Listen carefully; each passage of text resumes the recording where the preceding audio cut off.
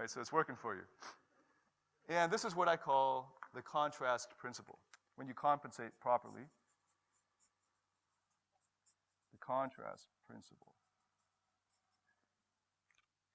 Because let's imagine in America, the African-American male is hyper-masculinized.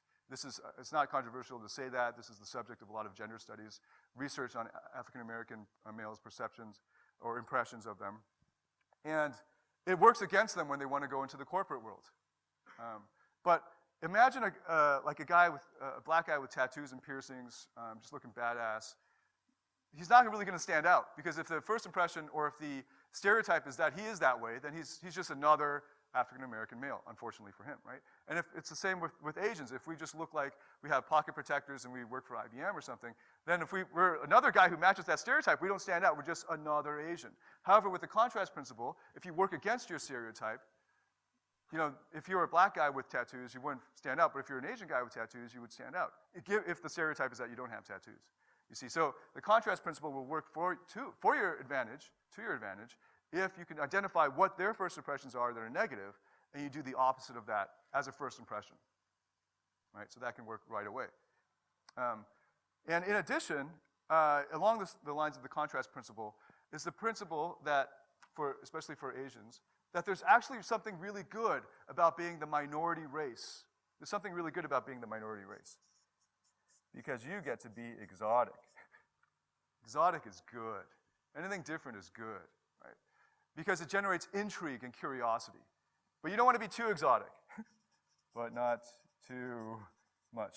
But not too exotic. Exotic, but not too exotic is the principle.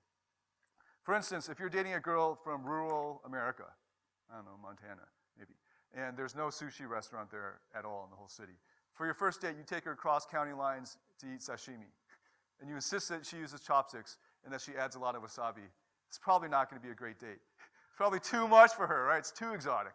But she likes the fact that you're different. She likes the fact that you know a little bit about Buddhism, because she wants to do some yoga and meditation. She's into that. And that is where you need to start. You can be relatable. You need to be approachable. But using the exotic part of you, the fact that you're different and that you come from this different world that she doesn't know anything about but is kind of curious about. You can play that up. So these are all ways of taking advantage of a seemingly limiting belief. Right? You started off saying, as an Asian person, non-Asian girls will not like me. It's true. Actually, the research has shown that a really great online dating study by Dan Ariely and some others showed that as an Asian man, you would have to make $247,000 more a year to compete on par with the white dude on online dating. That really sucks for Asian guys. Yeah, sure, they make a little more, but that's crazy. So it's true that it's a major handicap. Can you change it? You can't change your race, right? But you can reframe it, do the research, and then condition through visualizations and affirmations. In this case, you'd have to find people of your race, guys of your race, who are dating beautiful women, and make that replace whatever you're seeing as representations. What was really great for me was moving to Asia.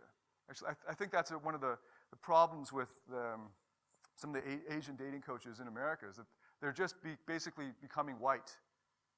They're like, oh, the white guys are dominating. Let's just be as white as we can, right? Or like, be even a little bit more, and we'll wear Harley-Davidson motorcycle boots everywhere. But being in Asia, what helped was, when you walk around in America, you see on the billboards, everyone's white. You see on the cover of the magazines, everyone's white. You watch the Hollywood movies, everyone's white. Everything is supporting the limiting belief. That sucks. But moving to China, looked at the billboards, they were all using Chinese models. The TV was all Chinese people. Everything was different. So it helps reinforce my empowering belief. Now, whatever yours is, you just have to find the environment that will support the empowering belief you want to adopt. And in addition, through my research in Asian cultures and literature, I found that actually I became very proud of my Asian heritage. That's another thing that you would do with your research. That whatever limiting belief you have, if you can't change it, become proud of it. Become proud of it, because that's part of who you are. And look for things to be proud of. That might take some more research. Right? I found it's astounding that in Singapore, Indian guys don't know shit about India. Like they don't know anything about the Indian culture or the history or the religions. They're just Indian. And they kind of want to repudiate that whole past and become just Singaporean, which is like a 50-year-old culture. It's not as rich as what they came from. To become proud of that. I found that through my study of East Asia that there were actually not only powerful men, emperors and kings and khans from Mongolia, but also ladies' men, the equivalent of Casanova. No one told me about that when I was starting out. But I found works of literature that were over 1,000 years old, Tale of Genji, The Pillow Book, Dream of the Red Chambers, The Golden Lotus. These all showed these Chinese or Japanese men who were incredibly attractive to the ladies. And they had a specific style, and it was a courtier style. Back then it was always, the disparity between the upper and lower classes were so great that even in Europe, you would have very effeminate men who were incredibly attractive to women. Casanova, the Don Juans. Right? They took care of their appearance, they powdered their faces, they took a lot of care over their hair and all of that. So yeah, that's effeminate. Maybe that's part of the problem for the Asian guy. He's too effeminate. But actually that can work for you if your outward appearance is like a dandy, like a gay fashion designer kind of thing, right?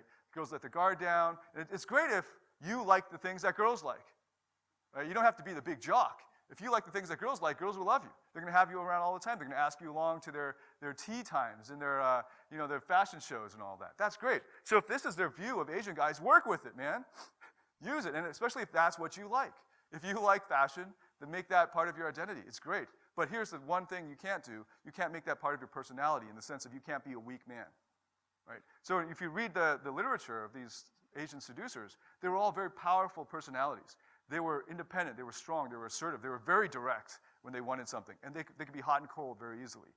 They had game, right? They could walk away from a situation, and that's often what created a chase dynamic. But their outward appearance wasn't like the jock or the military man. Right? They had their own way of doing things. So as an Asian guy, you don't have to sell out.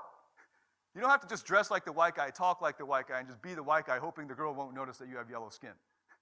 That's going to fuck you up, because that's going to make you, that limiting belief's going to go even deeper into your psyche.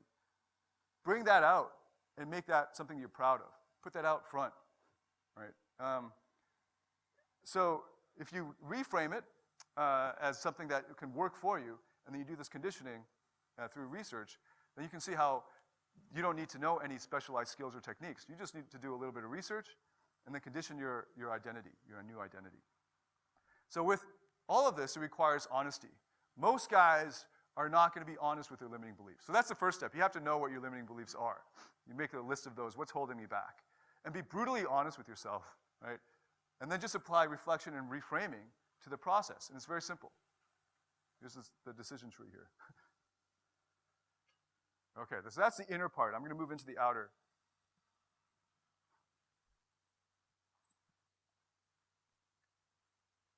Okay, and another term for this, other than R&R, is psychological archaeology. And psychological archaeology is what I'm going to be doing as well when we get to the outer part. Actually, I was going to entitle the talk that, but I thought it would be too esoteric. Okay, outer.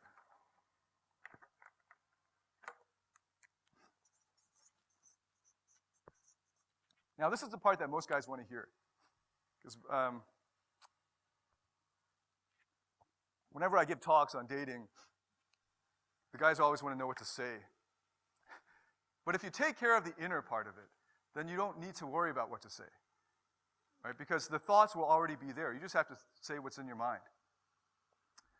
So let's get you started, though, on how to understand how to apply the inner part into making it the outer part. So here's a formula about attractiveness. Being attractive equals emotional strength plus honesty, or expressing yourself honestly. Ash, being attractive equals emotional strength plus expressing yourself honestly. And it's simply a cyclical process of becoming stronger and stronger and more attractive. Cyclical process. What's the cyclical process? It's you be as strong as you can and then express yourself honestly. And if you're still insecure, you're going to hit up against this wall, but that's all you got.